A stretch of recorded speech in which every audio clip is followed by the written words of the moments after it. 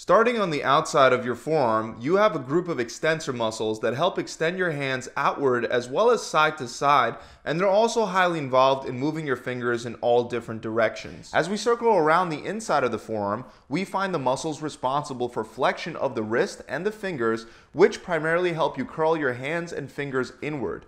Going a little deeper, we find our pronator and our supinator muscles responsible for rotating and turning the hand in and out. Finally, we have one of the larger muscles of the forearm, the brachioradialis, and this muscle is more involved with flexing at the elbow and moving the entire forearm rather than just the hand. This complex group of muscles is what gives us the ability to move our hands and our fingers in all different directions, and our forearm muscles are involved in almost every single upper body exercise, ranging from pull-ups to lateral raises, and they're even involved in certain lower body exercises like deadlifts and lunges. So by building them up, not only will it help you develop important functions like your grip strength, but your forearms will also grow in size, which will help your arms look bigger and fuller even while wearing a shirt. So today I want to go over 9 of the best exercises you can do to target and develop your forearms. And I want to start first with one of my favorite isolation exercises for working the inside of your forearm, the kneeling barbell wrist curl. To begin, you would grab a barbell with your hands about shoulder width apart and your palms facing up. Then kneel down on the ground and position your forearms towards the end of the bench so that your wrists are hanging off the edge. Your shoulders should be nice and low so that your elbows are able to stay planted on the bench. From that position, you almost want to imagine that you're doing bicep curls, except instead of flexing at the elbows, we're now flexing at the wrists. So extend your wrists to lower the weight down and then simply curl your wrists back to bring the weight back up. Additionally, since your forearm muscles are responsible for flexing your fingers, when lowering down, you can allow the barbell to roll all the way down into your fingertips before curling it all the way back up. Besides incorporating more forearm muscles, doing it this way will also give you a better stretch at the bottom and it'll provide you with a slightly greater range of motion. Now you can do the same exact exercise by using just one dumbbell to work one forearm at a time instead of both at the same time like you would with the barbell. This can be especially useful for those of you that feel a lot of pressure in your wrists when doing it with the straight barbell. Since the dumbbells are not connected, you'll have a slightly freer range of motion, which will take some of that tension off of the wrists. Another great way to isolate the inside of your forearm with a barbell is by performing the wrist curls standing straight up. I find it most effective to do these behind your back. So to set this up, you would rack a barbell a little lower than hip level. Then turn your back to the barbell and turn your hands over so that your knuckles are facing forward and palms are facing the barbell. From there, unrack the barbell and take a step backwards. Then, just like before, you're going to curl your wrists all the way up before lowering back down and repeating for reps.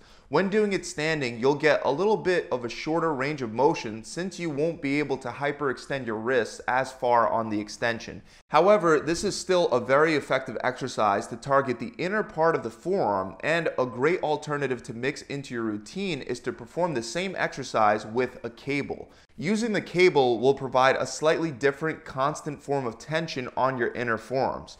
With that said, that inner part of the forearm gets plenty of work just by doing exercises like pull-ups and especially bicep curls. In fact, the inner forearm is highly involved in all of your bicep curling movements because your forearm flexors need to stabilize the wrist when performing regular curls. But the part of the forearm that doesn't get as much attention is the back part, or the outside of the forearm. And one of my favorite ways to isolate this part of the forearm is with a wrist roller. So to begin, you would unwind the rope so that it's hanging straight down, and then you would attach a weight to the bottom of the wrist roller. Then, while keeping your elbows bent, locked at your sides, and while holding your arms close to your body, you would curl one wrist up at a time, switching from side to side to slowly wrap the rope around the bar and raise the weight up to your hands. Once you get the weight up to the top, you want to make sure that you avoid making the common mistake of just loosening your grip and letting the rope unroll back down to the floor. This is because, as I'm sure you know, the negative or the eccentric portion of a contraction is the part of the movement that breaks down the muscle the most. So you want to slowly unwind the rope the same way that you wound it up, alternating from one hand to the other until it's all the way at the bottom.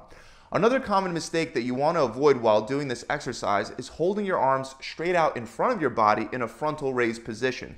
While this isn't necessarily bad for you, it's not as effective for your forearms because after about 30 seconds, your shoulders are going to start feeling a lot of fatigue, limiting the amount of rounds that you can roll the weight up and down due to shoulder fatigue rather than forearm fatigue. Now, just as a side note, keep in mind that you can always use this exercise to work the inside of your forearms, and you can do that one of two ways. The first way is by turning your hands over and holding your arms bent at a 90-degree angle. Then you would just alternate curling one wrist up at a time. The second way is to keep your hands in the same position as before, except instead of curling your knuckles up towards you, you would now curl them downward and alternate from side to side that way. All three of these exercise variations are excellent at hitting the forearms. I recommend doing 3 to 4 sets of 3 to 5 rounds per set, depending on how much weight you're using. And by the way, when I say a round, I'm talking about fully winding the weight up and unwinding it all the way down. That would count as one complete round. Another great exercise to target your outer forearms is the reverse wrist curl. These are very similar to the ones that we were doing earlier, and we can use the bench just like before, but this time we would just simply curl the barbell up with our knuckles up rather than down. But since the muscles on the outside of our forearms will typically be a little weaker than the muscles on the inside of the forearms, the bar itself might be a little too heavy for some of you to perform reverse wrist curls with. So if you can't do it with a barbell, grab a dumbbell and take a seat on the bench. Then place your forearm along your thigh towards the end so that your wrist is once again hanging off the edge. Then simply lower the dumbbell to get a nice stretch and then curl your wrist up by trying to drive your knuckles towards the ceiling. Then lower back down and repeat for reps. Placing your forearms over your knees instead of over the bench is actually a variation that you can do to target the inside as well as the outside of your forearms. Next, I want to move on to 2 compound exercises for your forearms, starting first with hammer curls. Anytime that you have your hand turned over in a neutral or a pronated position, you'll be able to incorporate a lot more of your forearm into the movement. Specifically, hammer curls really help to target that large forearm muscle that I was talking about earlier, known as the brachioradialis. So to start this one, you'll first want to grab 2 dumbbells and hold them in a neutral position. Then you're going to curl 1 dumbbell up until your forearm is almost vertical and your thumb will be pointing towards your shoulder. After that, you'll just slowly lower the dumbbell back down to the original starting position and switch to the other side, alternating back and forth for reps. Now, you can do these seated or standing. Both can be very effective, but you do want to make sure that you avoid some very common mistakes. First of all, make sure that you're not swinging back and forth using momentum until the last 1 or 2 reps. Also, make sure that you keep your elbows pinned to your sides and don't allow them to flare out away from your ribs or to flare in front of your body. Now, an alternative you can do that's still considered a hammer curl is the cross-body hammer curl. Pretty much everything else would stay exactly the same. The only difference is that now you're going to be coming across your body, and instead of aiming to bring the dumbbell up to your shoulder, you're going to be aiming to bring it up to your opposite pec before switching sides and alternating for reps. Another compound exercise to target your forearm is the reverse grip easy bar curl. Now, this one can be done a number of different ways. You can use an easy bar, a regular straight barbell, cables, and you can even use a bench set at an incline angle that you would lean against for an exercise known as spider curls. But the core concept for all these exercises is the same. You would grab the bar with an overhand grip so your palms will be facing down and your knuckles will be facing up. Then you would curl the weight up towards your shoulders and slowly lower back down before repeating for reps. Again, while doing this, make sure you keep those elbows at your sides and don't let them flare forward or outward.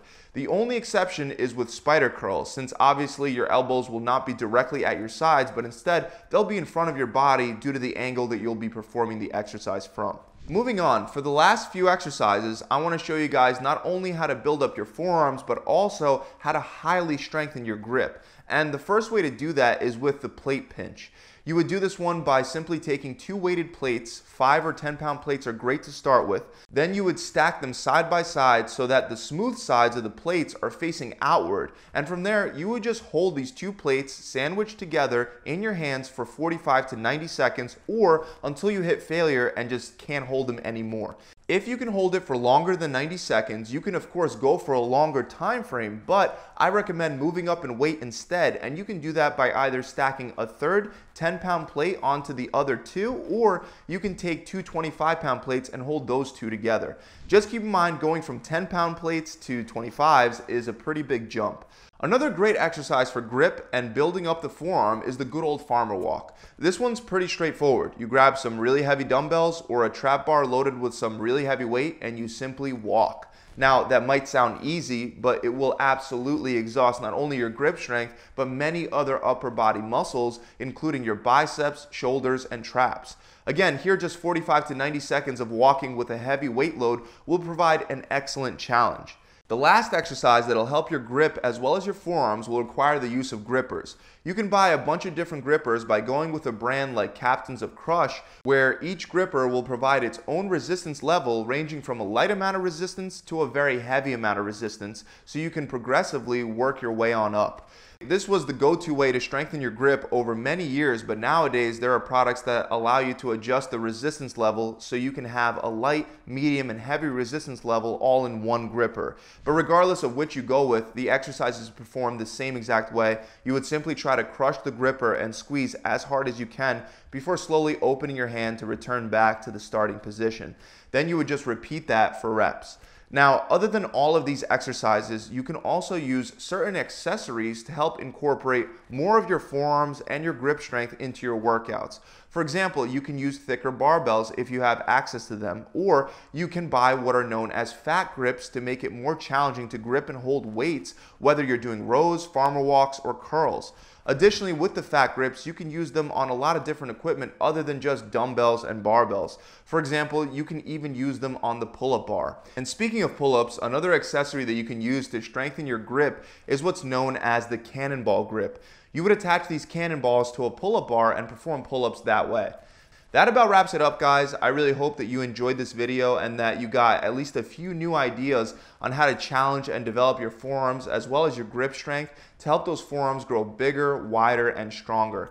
I recommend taking a few of these exercises and throwing them in at the end of your bicep training workouts to further stimulate the forearms. Remember to subscribe to the channel and hit that bell icon. And also, if you're looking for a done-for-you program that'll help you develop not only your forearms, but other muscles in your body like your chest, back, shoulders, and legs, and you want to skip all that trial and error, just visit my website where we have challenges designed to help you achieve your body transformation goals, whether that be building muscle or burning fat. You'll get a customizable meal plan that'll change as your metabolism adapts and changes throughout the entire program. You'll also get a full workout plan with a full video exercise library so you're never left confused, as well as a recipe book and an accountability coach that'll be there to guide you through the entire process, and much, much more. To find out more, you can click the link below in the description, or you can visit my website directly at gravitytransformation.com. I'll see you guys soon.